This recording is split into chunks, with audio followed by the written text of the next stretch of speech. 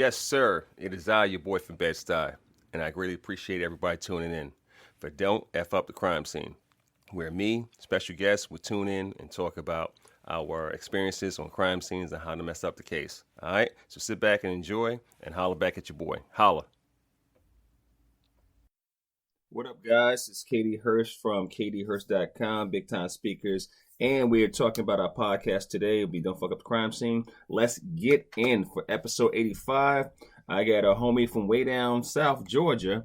He's waiting in the wings, stuff like that. We're going to put him on, and let's talk. So the first sponsor we do today is the Animal Control Report. The Animal Control Report. That's Dan Ettinger and Ashley Bishop. They do a podcast out there. If you want to see what they're about, always look at them at www.keepithumane.com. That's www.keepithumane.com. All one word. If you go to that and you use this submitter code, you get 10% off their merch store. That's AC Report. AC Reports, one word, 10% off. And again, that's our sponsor for today.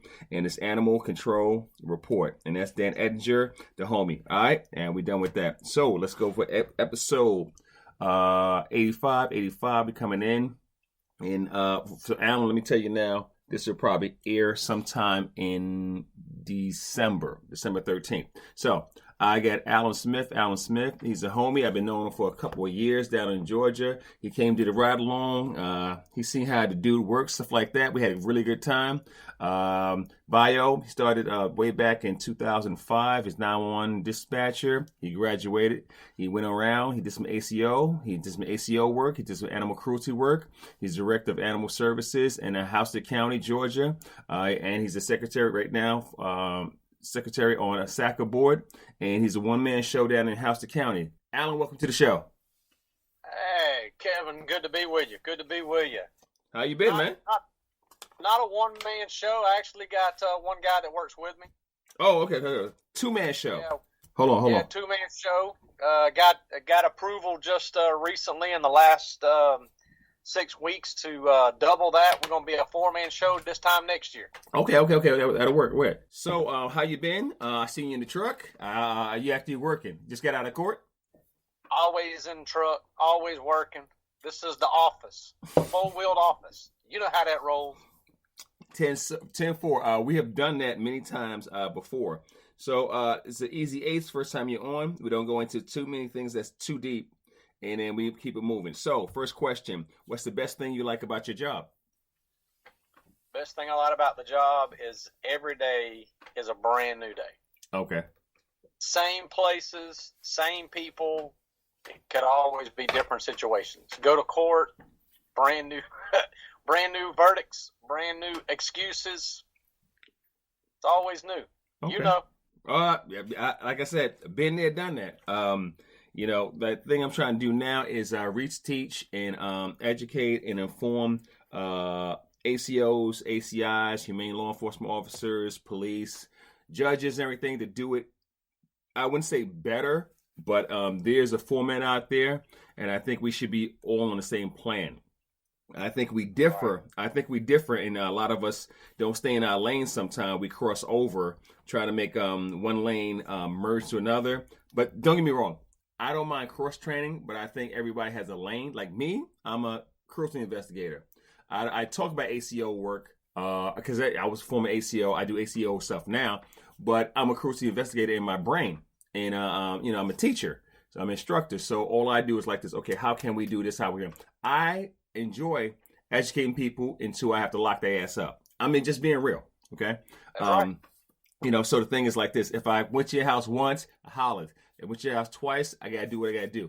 Went to your house 3 times, hey, you don't need to be there, or you don't need to have a dog. It's real simple. You know what I'm saying? 1, 2, 3, 3 strikes out. Know what I mean? Agree. So, favorite movie or book that you like? My favorite movie, Oh Brother, Where Art Thou? My favorite book's got to be the greatest of all time ever written is the God's Word. Oh, okay. Which version?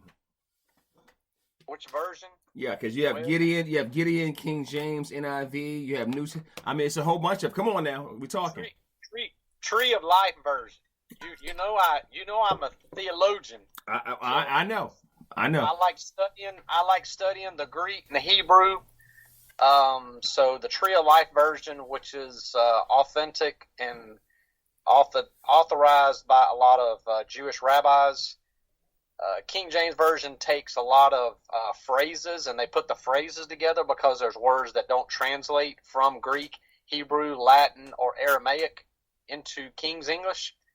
But the actual wording for the Tree of Life version, the reason I like that is because the words that don't translate, they leave it in the original language, and then you have to research and study it yourself. Okay, I got you. And most interesting case you had so far? And I know you had a lot. Probably the one had a pregnant lady with a couple of family members that were going around soliciting, trying to get rid of some extra hay or straw they had on their trailer. Right. And she had 2 German Shepherds take her down next door and drug her back home. What? Yeah. Took her down and drug her back home. The owner was remodeling a house. One of the German Shepherds actually went in the house, stuck his head out of a where they had the dryer vent. The cinder block, they took one of the cinder blocks and turned them crooked, or turned them a different way to where you could put the vent for the dryer going out. Mm-hmm. Well, the dryer wasn't installed yet, and the dog stuck his head out of the hole mm-hmm. and twisted his head and killed himself. Oh. The other dog was in the state of Georgia. We have dangerous and vicious. Declared the dog vicious, and because of the owner's mother being very politically motivated here in my county, it was a deep political move to get the dog declared vicious. It was one of my very first vicious cases that I'd ever worked. And actually, it was a dangerous dog at the time, but then Georgia upgraded the potentially dangerous and dangerous to dangerous and vicious. So it was a dangerous dog originally, and then upgraded to a vicious dog. And he fought me every way, but it remained vicious. The dog recently passed away about 16 months ago. Went out there, scanned it with a microchip, confirmed it was the dog, and he went ahead and buried it on his property. So, let's talk about that. The one thing I do, because I used to practice awseome and investigation up in DeKalb. So when they had the big switch from dangerous, potential dangerous, and vicious, and now it's just 2, right? It's just dangerous and vicious, or what is it now? Yeah, in the state law, it's just dangerous and vicious. I actually reintroduced potentially dangerous here in my county in all 3 cities, simply for the dogs that get out off their property, attack animals, because in a dangerous situation you have to kill the pet. Yep. So I reintroduced potentially dangerous to animals that don't die from a result of lack of injuries. So how's that going? Did it pass, or what are they talking about? It passed in my unincorporated and all 3 cities. We have unified animal control ordinances, and so the dog has to be microchipped, spayed and neutered, has to be in a fence that is approved by animal control of that jurisdiction, mm-hmm. and mainly that's what it is. If the dog does another. And if it repeats, we added in our local ordinances to the dangerous definition is if the animal was previously declared potentially dangerous mm-hmm. and it violates again, or it is continuously running loose, mm-hmm. then we have the opportunity to upgrade it to a dangerous level. So at that time, do you petition the courts for destruction, or you just take them back to court, or how do you go about it? Because the thing is, like me, I was like the Grim Reaper up where I was, because I didn't give a second pardon, I didn't give accidents, I didn't give anything after, because you know how I do. I go out there and I'm like, okay, what happened? Your dog got out and it was already declared dangerous. It's a wrap. So how you guys do it? Yeah, we give them the option and allow from potentially dangerous up to dangerous. But if it's a dangerous, of course state law says you can only um, you can only be convicted of it or one time. Right. And of course you can only have one declared dangerous or vicious animal at a time. So even if in my county, even if that person decides to put their animal to sleep before it's declared, I go ahead and cite them in local county ordinance. Mm-hmm. That way they're convicted of it. That way if they ever get another dog 2 or 3 months down the road, 2 or 3 years down the road, you've already had your conviction. And this dog is dangerous and vicious. They have the chance to appeal. If they lose their appeal, then they take it to the vet of their choice, and we make them pay and make them make the decision and make them pull the plug on that instead of ACO of any part of Houston County being the bad person. It's not our decision, it's yours. So, the thing is, matter of fact, okay, well, let's go through these and let's get into some stuff because since I got you here. Favorite food to cook or eat? My favorite food to eat's got to be sushi. Okay. Sushi guy. Favorite one to cook has got to be steak. What type of steak? What type of meat? What portion? T-bone, ribeye, filet mignon. T-bone's got to be my favorite. Ribeye probably my second. And I love to cook, love to grill. Any way you want it. It's kind of like you want it pan-seared. I go inside and I'll pan-sear it and I'll throw it on the grill. Mm-hmm. If you want it just grilled straight, we'll grill it.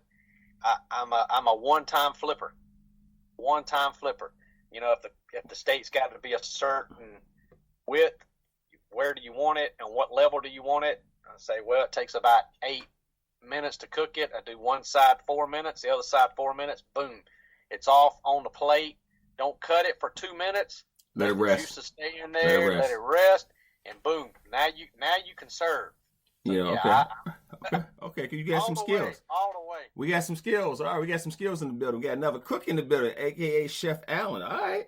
We about to do something. Sushi, I'm a big one. I was just talking to my daughter yesterday. It was her birthday, and one of my team members was her birthday. So May 9th, we always make sure we handle the team, stuff like that, because I have a lot of people who look after me, because you know how I get out of control. I'm okay now, a lot of therapy. So I'm in control. Life is good. Yeah. So the name of the show is Don't Fuck Up the Crime Scene. Say again? I know I'm doing easy H, but I'll flip it back on you. You say I'm in control. Is that a KD? A KD saying that, or is that some of your teammates saying? No. Okay. So Alan knows me very well, guys. Okay, all my do and dudettes for our listeners, stuff like that. We talking, right? And I'm not going to New York yet because I said we talking. But the big thing is, like, Alan's seen me extremely inebriated, and he has seen me extremely not. Okay, and there's two different me's. Okay, when I go about these instruction classes like that, we have way too much fun. We get to learn stuff like that, and I think y'all having a SACA coming up in October. September, and one of my guys going down there, and that's going to be Dustin Dutton. He's going to go down there and do ethics, I think, for you guys. I might be in the area. I might swing by for a night or two. I might be in the area. I might swing by, and if so, we have a little fun, not too much, but we have a little fun, and then hopefully I meet everybody I don't know, because the SACA board has changed a little bit. I'm trying to get GAC. I had on Regina the other day. Regina Wells from GACA. I'm trying to get Cindy on from GACA to come on, so we're trying to work that out in a time schedule like that, because I haven't been in Georgia. I haven't taught in Georgia since Melissa brought me up to Cherokee County. That was a good time. And we had a good time. We had a lot of sheriff deputies, a lot of police, stuff like that, and I did an in-service for about 8 hours, so we had a good time. But between me, Dustin, and Dan, we're trying to branch out a little bit. And only places kind of locked off right now, it's going to be California, Nevada right now. And we always shout out to our homegirls up in Texas. That's going to be my two homegirls. Hold up, make sure I get them right. Humane educators. That's going to be Tabitha and Kelly. They do a very, very, very good job of educating everybody in the state of Texas. Texas is like 3 states. Okay. So the next question, since the name of the show is Don't Fuck Up the Crime Scene, have you ever messed up a crime scene? Not on purpose. I did mess up a crime scene one time. Walked in, tried to pick up 3 chihuahuas inside of a 5th wheel pull behind. And the gentleman had admitted to shooting his wife because she wouldn't get off his back about doing chores. Mm-hmm. And he took a dog and strangled it as well. And so I went in there and I walked in with the coroner because the dogs were being very possessive of the body. Mm-hmm. And so we walked in and forgot to put on my booties. Had them in my hand, walked on in with them in my hand. Mm-hmm. And so, yeah, that was about 10 years ago, I guess, 9 years ago, something like that. Have you learned from it? I learned that day. I learned as I backed out and I tried to retrace my steps walking backwards. Yeah. And luckily the corner was behind me. Right. So you know how it is. It's you've seen the old meme about SWAT standing behind the animal control guy with the catch pole. 10-4. Yeah. So, you go. I'll tell you like this. So I went on a case and I learned early on step where I need to step, where my booty, stuff like that. And for peeps who don't understand PPE before the blip, aka the COVID, PPE's been around a long time. Okay, a long time, and most of us, for us ACOs, don't understand that. If you need to get PPEs, go to your emergency management, go to your crime scene, go to your fire department, go to your police. They have extra. If not, just steal it. Just take the shit, okay? Just take it anyway. And after that, make compartments inside your vehicle that you don't use and make little mini bags for mini crime scenes. I'm dead serious, all right? I might do a show on this one, but that's what I do. So when I go out, like my old truck, the one you rode in, when we set up, I had because in the middle we had transport, but everything else was set up for dogfighting, clandestine grave sites, hoarders, stuff like that. So I had each compartment just ready for you. So I had so if we would have went out on that day you rode with me, I would have had tie back for you, booties, stuff like that. And we have waters, we have granola. I have everything set up in case how long we're gonna be out there. Anywhere from 2 hours to probably like 10 to 12 hours. So I had all that stuff like that. So because again, emergency management, that's all I think of. ICS, incident command system. And when we go out there, we go like, okay, how long are we gonna be out here? Okay, all we need to know is we're gonna pee and poop. That's about it. Other than that, I'm on scene and we get that going. Next question for you: favorite place to visit or vacation? Which one? Where at? Mexico. Oh, where at? No, Mexico Beach and Florida, Mexico City. Oh, Mexico. I didn't know that. Is it nice? Yeah, it's very nice. Just in between Perry, Florida, which is right there in the curve of Panhandle and Panama City. Mm-hmm. It's right in the middle. So I didn't even know it was so more family oriented. So I'm getting used to Orange Beach because it's close to Alabama. Because I didn't even know there was Orange Beach down there. I didn't know they had buildings and condos. And bro, I don't know Alabama. I'm like, all I know is Birmingham. I know Auburn. I know Tuscaloosa, and I know Bozad. I mean, I know certain places in Alabama. You know what I'm saying? Right. But I didn't know Alabama had a coast, bro. So yeah, I'm learning. But that Orange Beach. So the hurricane comes up through there, right? Well, that's why they moved everything back. That's right. I was like, wow. Other question: are you a good teammate? Are you a great teammate? Absolutely. Okay. Absolutely. The reason you have to in animal control welfare, whether you're ACO, HCI, rescue, shelter worker, reason you have to be a good teammate. The reason it is imperative is because no one else knows our job. True. No one knows what to do, how we do it. True. And nobody knows what you do until you mess up. True. So you've got to have, I mean, it's like, you've got to have each other's back. You got to watch your six and make sure you got a good teammate that's got your back. And to be that, or to get that, you got to be that. You got to be that. I like that. Other question is, are you a dog or cat person, and why? Dog. Oh, that was quick. Very fast. D-O-G. I tend to have some type of allergy to the cat dander. Okay. Some cats are worse than others, but also I don't like the spontaneity of a cat. That you never know what they're going to do, or never know when they're going to do it, and how long it's going to last. So that was the Easy H, guys, and this is episode 85. I got Alan Smith on here, ACO Alan, as you see, or ACO Smith, as you see him on Facebook and what have you. He's been doing this for quite a long time now, and actually he rode with me. I've been down there. I've been down to Perry. I've been down to Houston County, South Georgia. So I know the area pretty well. Been down there a few times. So what you got going on now in Houston County, and what you want to promote?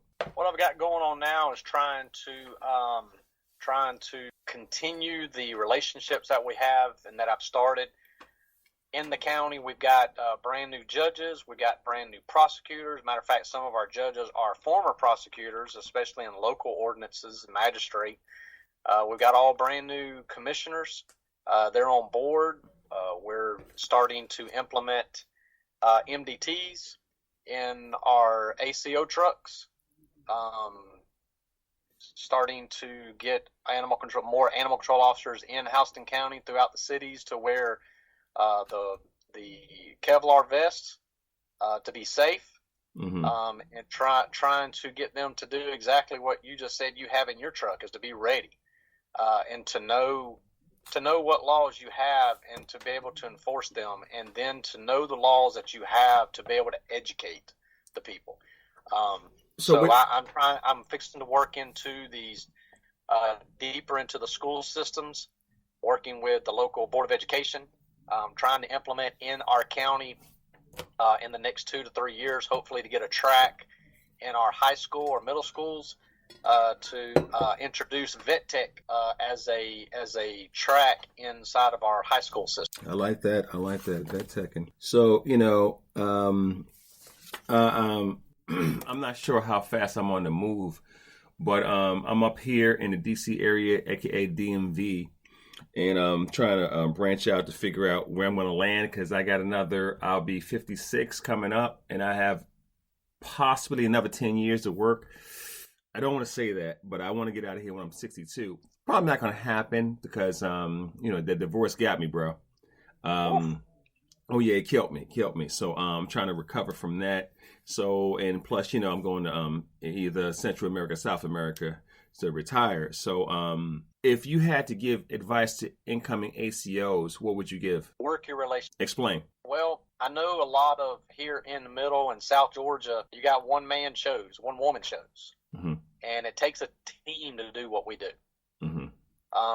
You have to understand that if you have a relationship with a judge, or you have a relationship with your prosecutors, they understand where you're coming from an animal control, animal investigator, whatever your background is, and where you're trying to push and what you're trying to go at. So if you work that relationship with them, you work your relationship with your boss of why it is important that you have more than just a set of keys and a catch pole to do your job. You need various size of traps. You need snake tongs. You need PPE. You need PPE. You need PPE. You can never have too much. So those kind of relationships, to let people know that do not know your job, know that you know what you're doing. You know what you're talking about. And if there is no other animal control officer or investigator in your county or in your city. Alan, you still there? Sorry, I can edit that out. Hello? We're still going. All right, guys. I got Alan. Screen's kind of frozen. We're going to wait for him to come back. Well, he might have to log out and come back in because he's frozen on my screen. We're going to keep that going for a second. I'll edit this out. You guys won't even hear this. Hold on. I can hear you. You heard me the whole time? No, I couldn't hear you. All right. Now you're back. I'll edit all that stuff out. But the question I have for you, so dealing with a new administration, how do you deal with a new judge, and they might be former prosecutors, but how do you deal with the newness of a new administration? Slowly. You have to work in slow, let them know. You've got to build their trust in you, first of all. I've got 5 commissioners that sit on our board of commission. I only have one person that is been here since I've been in the county, which is 19 years now. And so 4 brand new commissioners, got a new county manager, a new judge, and 3 new prosecutors. You've got to earn their trust. You've got to sit down with them. You got to take time off of the road and make appointments. And even if you have to, at the last minute, like I did yesterday, get a phone call, I can be there in 15, 20 minutes. I can be there in 30 minutes. You go sit down and you be quick, precise, get in, let them know you're talking about, and get out. Mm-hmm. Build that relationship. Give them your cell phone numbers. Make sure they have your email. Stay in correspondence with them. Stay in touch with them. Let them know what's going on. Let them know what you're thinking, and talk to them early about cases. Don't wait till you're walking in the door to grab the prosecutor on the side as you're going to the stand and expect a 30 seconds to tell them what's been going on mm-hmm. out there. It's been an ongoing case for 6 months now, and you've got 2-3 people outside waiting in the wings that you've subpoenaed and ready to testify, and you're expecting to drop the bomb in 30 seconds. It ain't gonna happen. Mm-hmm. You may win the case, but you may not get what you want.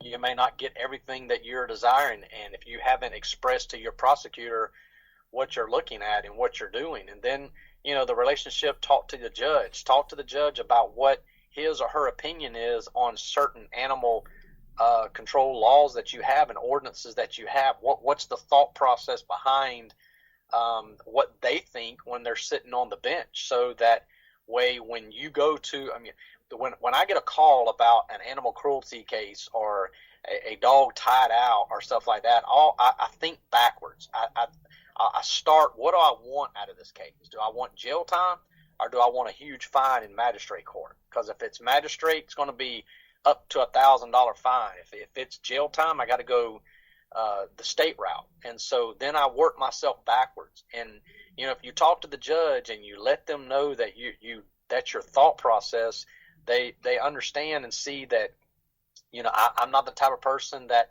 I'll go to a scene or to a place and just say, I'll write them all tickets and let the judge sort them out. No, I know what I want. When I write that ticket, when I say I need your driver's license, I know what I want. Mm-hmm. I've done got in my mind where I'm going and where I want you to end up at the end of the whole scene. So, those relationships, and then with your commissioners or your bosses and all that, the relationship that you build with them is to let them know that, when the complaints come in, and if complaints come in, or even if complaints don't come in, and you're the type of person that you're able to manage that and no complaints, it's the second full week in April, the Animal Control Appreciation Week. Maybe that's a time they can pick you up and bring you in and talk to the public about how a decent or great or good of a ACO job that you do, and you're able to perform for their county and be very grateful for it. Mm-hmm. Mm-hmm. I like that. Listen to you and everything, expound upon how you do it down there. I believe in relationships. When I was down in DeKalb, even when I got up here in DMV, I do my best to make relationships, and I come forward with like, okay, what is it that you want? And let's make it happen. And then make sure it's legal. And then they give me the resources to go about it. So the resources that I need is time, energy, and support, aka money. So if I have overtime, I can hire the people that need to be doing stuff like that. And then I need the community to come in and say, okay, hey, and I don't mind going to community events because I like it. I don't have no problem because that's how I kind of get to know what's going on. Okay. So say I come to your city, hypothetically, I get hired to come to your city. The first thing I do is GSI, GIS, whatever like that. I go in there and I get maps of the city and see what are the problem parts, where to hide strays, period. And I say, okay, what are we doing? And then I will get with the rescuers, the fosters, and like, okay, are you guys there? What's going on? I need to know before I implement me. And, a lot of people like this, all you want to do, and, everybody says, all you want to do is just, euthanize animals, stuff like that. Well, it's time out. It's a little true. Okay, it's a little true. I believe in making sure we don't have animals going around killing people. So I believe in public safety 100%. Now, do I want to euthanize all these animals? No, I don't. Now, if they're causing problems, accidents, chasing kids, and you have irresponsible pet owners, I want to have them and hold them accountable, hold the owners accountable, right? If possible. But if I don't, I have to wrangle up these animals, which are straight animals with no ID, no microchips, no nothing, and I have to hold them for a period of time. Now, are these animals good to go back out? Now, don't get me wrong. To me, it's always a supply and demand. How do you feel about animals at the shelter and overcrowding? And matter of fact, how do you deal with that overcrowding stuff down in Houston County? We're trying to kick off and trying to get into. Hopefully, by the time this airs, it will be implemented. But I'm fixing to introduce to the commissioners and talk to them about reintroducing something that used to be back in the 80s. That's registration. We do not have registration in Houston County. Mm-hmm. And my registration is going to be like a flat fee, and we're going to start with dogs. And I'm going to give people incentives if their animals are spayed and neutered. Mm-hmm. And then they get another incentive if your dog is microchipped. Mm-hmm. You get another incentive if the vet is continually if the vet says that your dog was supposed to be updated on rabies shots April 1st, and you bring it in May 1st, you lose that incentive there. But if you keep your animal up to date, your pet up to date, you gain another incentive. So by the time you get all these incentives, it's down to a very minimal cost, and then I give another portion off for people who are senior adults, because let's be honest, the senior citizens in most neighborhoods and communities, that's not the ones you're having to worry about stray dogs running loose. Those are the ones you have to worry about feeding little stray cats and become cat colonies around their house. So I'm more worried about the people that are allowing their unaltered animals to run loose. And so to answer your question, that was the roundabout way to get to it. But the crux of the question and the crux of solving all the problems is over pet population here in Houston County. Over pet population in the entire state of Georgia. And so if we can give them incentives to get their animals spayed or neutered, but the person doesn't want to take that incentive, then I would implement that if you have an unaltered dog, that the dog can't live outside. The dog has to live inside the house and has to come outside either on a leash or in a fenced-in area.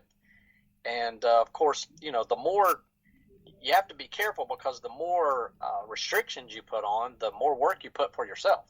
And for your... the thing is like this, and I just had Dr. G on, Dr. Gonzalez on, and she has a podcast, Animal... Don't get me misquoting. I'll get it on in a second, because I just had it on. Hold up. Let me look for it. Keep talking so I can look for the damn thing. That's not this one. Hold on, what's this one? There she is, right there. I had Michelle Gonzalez on a few weeks ago, and we talked about her podcast is Animal Junction Podcast. So, the big thing is overpopulation. I don't think, and this is maybe a bad term, there's no shortage of animals. Maybe that's the bad term. I don't know. But I know because we work in the field, there's too many animals. There's too many animals, and then there's too many unwanted, and there's a whole bunch of irresponsible pet owners. Not to dog people out, but most people don't give a fuck about these animals. They just don't, Alan. And then what bothers me is I see a lot of people like this. They want to promote these whatever to give these animals to these irresponsible people. I'm like, time. Let's figure out. Let's educate them. Let's inform them to say, okay, this is what being a pet owner is. A pet owner, not an animal owner. There's a difference. Huge difference. Animal, chain them up. Pet owner, take them to the vet. Difference. No disrespect to Tractor Supply and go there and give them your shots. I got you. But most time you need to go to the vet to make sure the animal's healthy to get whatever update such. You know what I'm saying? So I think it's an education and formal difference where I think we have an issue with old school versus new school and in between school.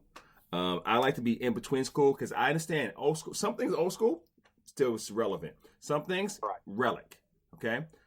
New school, I think sometimes it gets out of hand because I don't think it's realistic.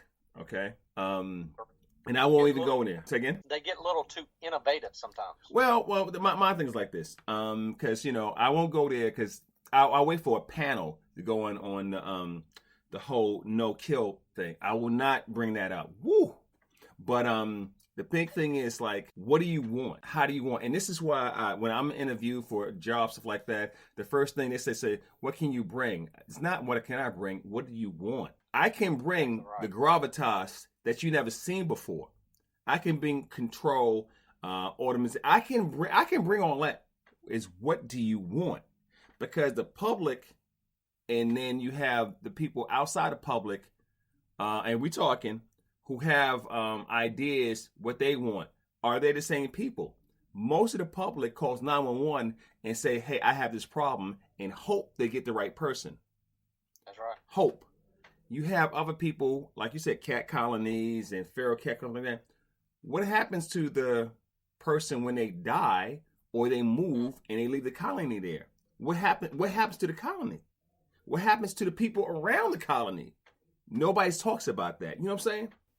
I do know what you're saying because in my county, we've got like 5 or 6 women that ride around feeding cats. And they found a couple of organizations, as we should say, that want to help introduce cat colonies and all this. So I looked it up and I went and met with these ladies and I proposed them the exact same questions that you just asked. I said, okay, so you got 6 of you women here and you all feed, you trap, you take them down and you have them fixed, you get them rabies shots and all this kind of good stuff. And my question is this, is if we implement these procedures or these situations and get help from these organizations, they're wanting us to rewrite our entire ordinances from top to bottom to exclude CATS. So that way when somebody calls animal control and says, hey, I got a cat problem out here, I'm like, no, not us. Let me give you the number to the closest cat person in the colony and they will take care of it. And I said, now the issue is going to come in when it breaks state law and that cat bites or scratches someone, and then you, not animal control, but you have to deal with environmental health when it becomes a rabies control officer, because in Houston we have an actual rabies control officer that is employed with Department of Public Health. So that's not us when it comes to public health, it's the health department. So what are you going to do when that happens? What are you going to do when somebody's in the hospital? And, and I didn't foresee COVID coming, but, what happens when COVID hits and someone's in the hospital for a week? Who's feeding that colony? It was one of the other young lady, and none of these women were under 62, 63 years old, and bless their hearts, I do hope they live a good, long, fuller life than what they've already lived. However, when they succumb and God Almighty decides to take them home, who picks up the slack? Who picks up? Do we then, in 2025 or 2030, do we go back to the drawing board and rewrite the ordinances and start picking cats back up again and start doing this and do away with everything that we were doing in the beginning or now? And no ladies that were in that meeting ever raised their hands and said, I will be willing to blank. But this I will be willing to. Alan, this is the thing, okay? And this is what, going forward, stuff like that, a few episodes, and my channel. Do I have a channel yet? Yeah, I have a channel. But my podcast, I don't think it's controversial. I think it's just real talk, as we're real talking. A lot of people don't want to deal with the what ifs. But as ACOs, ACIs, and law enforcement, stuff like that, we deal with what if every damn day on every call. Every day. So when we go out there, like, okay, what's going on? And the person moves, you get 50 cats out. Who's going to take care of them? Well, they'll figure it out. No, they don't, because you domesticated them. And again, it's not like I'm against TNR. It's not like I'm against or for it. It's not that. Outside of and this is why I want to get a TNR expert on. So not to debunk or argue. I do not care. I just don't. Right. If they can get what they do off of ACOs, I'm happy, because I don't think ACOs should be dealing with community cats or cat problems. If you have a lot of people who are for this, y'all do it. Y'all do it. And so we don't have to do it or have to worry about it. So they don't even come to us. And y'all do it. That's your problem. If it's a cat bite, you call this person, we pick the cat up, quarantine it, whatever like that. Other than that, y'all deal with it. I have no problems. But the problem I have is when I said we're gonna do, and they don't. And it falls back on the municipality, and we have to do it anyway. I ain't gonna lie to you. I'm in my feelings about that, because I'm like this. What? You're like, da da da da da da. I'm like, fuck out of here. And Alan, I don't even lose my shit with it no more. I'm like this. Okay, I swipe left and keep it moving. I swipe left. I lose no sleep over trivial things, because it's not really whatever. Because cats don't kill people. They are a nuisance to the 15th power, but cats don't kill. No, sorry. Cats don't kill humans. They kill a whole bunch of birds. Okay, but like the dog thing, I remember there was a pitch out. I'm gonna let you go in a few seconds. There was a pitch out there, TNR dogs, and I'm like, no. And matter of fact, they tried. No, yes, Alan, TNR dogs. They tried to. Well, there's a few places that want this, and I'm not making this. I'm like this. Okay. You got wild feral animals, wild feral dogs, slightly domesticated, that pack up and kill people and kill other animals, and you want to say TNR. So you want packs of animals out there. I don't even say anything. I'm like, okay. I shut up, woosah, and then I go do my job. Listen, man. We're gonna catch up. This was episode 85. This is Alan Smith. Again, if you see him on there, ACO Smith, he comes on there. You can always reach him down at Facebook. He's been doing this a long time. Alan, I appreciate you coming on. And let's catch up. Let's catch up with another topic and get some more time. Now we got the links together. We're good to go. There you go. All right, brother. Take it easy. Stay out of trouble. You too. Hold on 1 second, and let's go ahead and stop. And that's a wrap. Greatly appreciate everybody tuning in. It was a pleasure. I always have fun talking my stories and all that good stuff. So again, tune in to dfutcs.com. Don't F up the crime scene. Holler back at you guys later.